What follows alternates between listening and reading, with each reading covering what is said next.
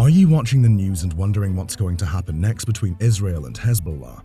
The situation is shifting fast, and we've just seen a pivotal moment in this conflict, and perhaps for the future of the Middle East.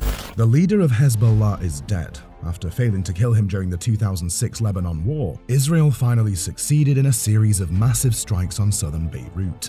This wasn't just a single blow. Alongside the assassination of Hezbollah's leader, Israel took out key figures like Ibrahim Akil, head of the elite Radwan forces, a special operations group tasked with infiltrating northern Israel, Fuad Shukar, the head of Hezbollah's strategic unit, and Ali Karaki, the southern front commander, in addition to killing the leader of Hamas in Iran in July. One of the most covert operations involved Mossad planting small explosives in a batch of 5,000 pages ordered by Hezbollah. These devices, rigged to detonate via coded signal, bypassed all of Hezbollah's detection methods. This is a game-changing moment, putting not only Hezbollah but also its backer Iran in a tough spot. The cost of inaction may be greater than action, but striking Israel risks triggering a full-scale regional war. Israel too is at a crossroads. Ahead in the conflict, it must decide: cash in its winnings or press on for total victory. With Hezbollah in disarray and no major response from Iran, Israel smells opportunity. A ground invasion could finish Hezbollah, but with thousands of fighters still active and memories of the brutal 2006 war, Israel knows the risks. The question now is it ready to take that gamble? Profoundly destabilizing news from the Middle East, where the Lebanese have just recovered the body of Hassan Nasrallah, the leader of Iran-backed Hezbollah. Israel's airstrikes expanded into the heart of Beirut for the first time in nearly 20 years. To the dense district of Deheya in the capital, the bombs continue to fall. Dozens of fresh Israeli strikes on Lebanon today, inflicting yet more damage on a nation already on its knees. To understand Israel's potential decision, we need to look back to the 1970s. Israel's involvement in Lebanon began with Operation Litani in 1978, aiming to create a buffer zone after Palestinian militants massacred Israelis in Tel Aviv. This escalated with the 1982 invasion, intended to remove the PLO from Lebanon. Instead, it led to the occupation of southern Lebanon, widespread destruction, and civilian casualties, especially during the siege of Beirut. Israel's efforts to secure its northern border had unintended consequences. The PLO's retreat left a power vacuum in southern Lebanon, fueling resentment among the majority Shia population. This discontent, coupled with Iran's support, which sees itself as regional guardians of Shias, paved the way for Hezbollah's rise. What started as a mission to eliminate the PLO ultimately created a new, more entrenched enemy in Hezbollah, which remained following Israel's withdrawal in 2000. Today, Hezbollah has evolved into a parallel Shia nation within a brutally divided Lebanon, exacerbating sectarian tensions and deepening the country's instability.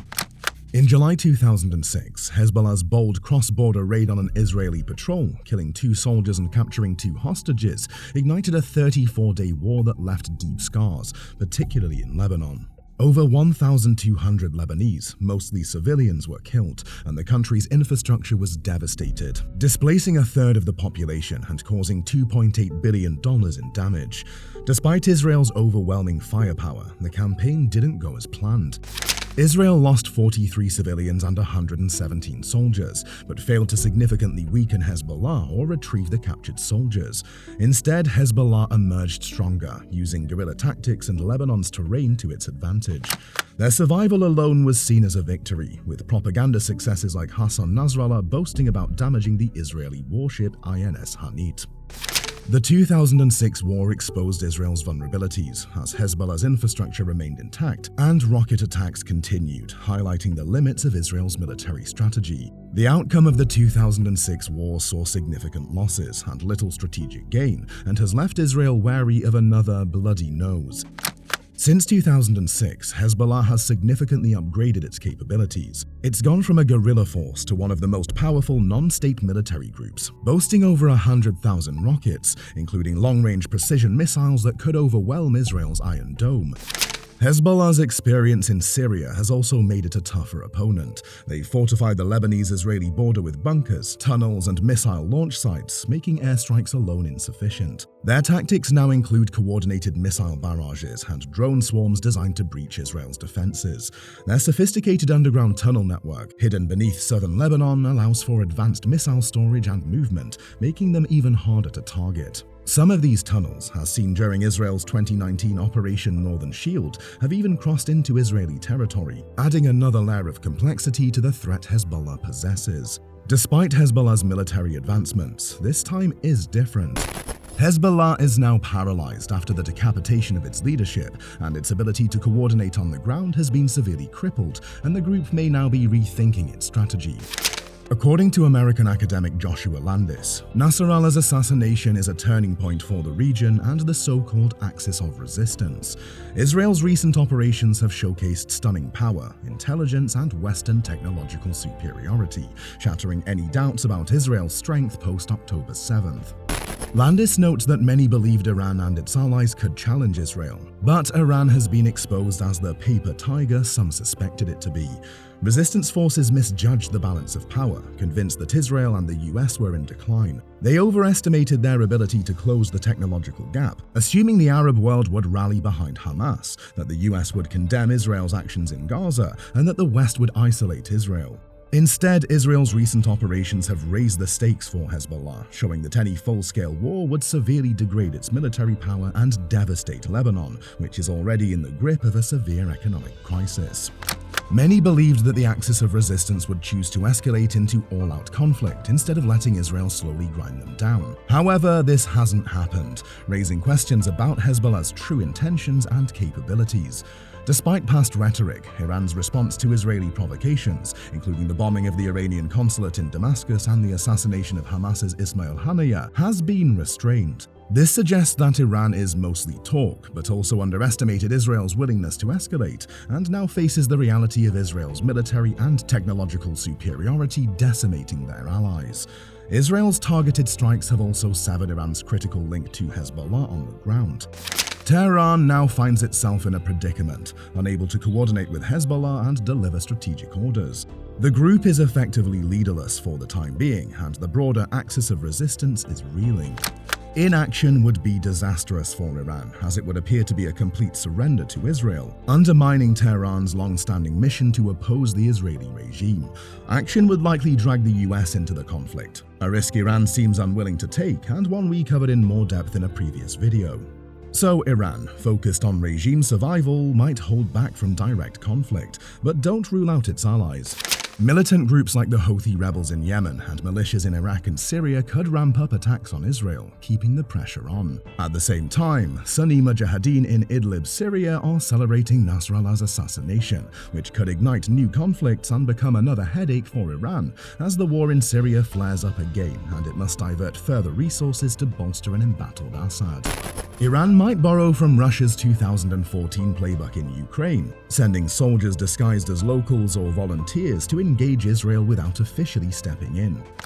Back in the 1980s, Iran's Quds Force, part of the Revolutionary Guards, actually fought in Lebanon and helped birth Hezbollah, or its Barsi forces, the paramilitary group mostly used to crush internal dissent, but also battle-hardened from fighting in Syria to support Hezbollah on the ground.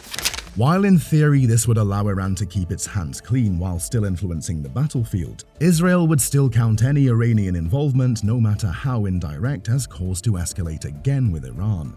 With Israel's ruthless ability to assassinate its opponents anyway, including inside Iran, can even Ayatollah Khamenei feel safe escalating to such a degree? Israel too faces tough choices, however. Will Israel be able to manage an escalating war with Hezbollah while still grappling with its complex ground campaign in Gaza? Israel's Gaza invasion is born from a desire for vengeance for October 7th and appears to have little in the way of a clear objective. Hamas is severely degraded, Gaza is in ruins, but they're still fighting. Hezbollah is like a boxer stumbling around the ring after a knockout, struggling to recover from the loss of key leaders. Israel must be calculating that now is its best chance to deliver a decisive blow, especially also calculating Iran deeply fearful of direct retaliation. If Hezbollah were to launch a major attack causing mass civilian casualties, Israel could respond with a ground invasion into southern Lebanon, aiming to push Hezbollah back to the Litani River and cripple its military power, mirroring the 1978 invasion. Still, there are many unknowns for Israel. The critical questions now are: how much has Hezbollah's military power been degraded? Will they regroup and retaliate against Israel in full force? According to Joshua Landis, there's a growing belief among Americans, Israelis, and some Lebanese that this moment could be used to pry Lebanon from the influence of Iran, Syria, and the resistance front. The search for new Lebanese leadership has begun, but it comes with its own risks. Christian and Sunni leaders may try to purge the Shia from military and state institutions, leading to further instability in a religiously divided nation. As we've seen before, attempts to shift Lebanon's balance, like in 1982 and after the US invasion of Iraq, have failed. Israel's decapitation strikes are spectacular, but any invasion of Lebanon could see them fighting against a decentralized version of Hezbollah that has degraded into smaller factions run by Shia warlords, its ranks possibly bolstered by Shia tribesmen from Iraq and Iranian volunteers, able to fight asymmetrically against Israeli soldiers and launch makeshift rockets into Israel's now depopulated north for decades. Diplomacy is off the table for now, but will Israel decide that it's now or never to crush Hezbollah? Will Iran decide that inaction is riskier than action and start a regional war? Let us know your thoughts in the comments below, and stay tuned as we continue to break down the unfolding situation here on Reality Check.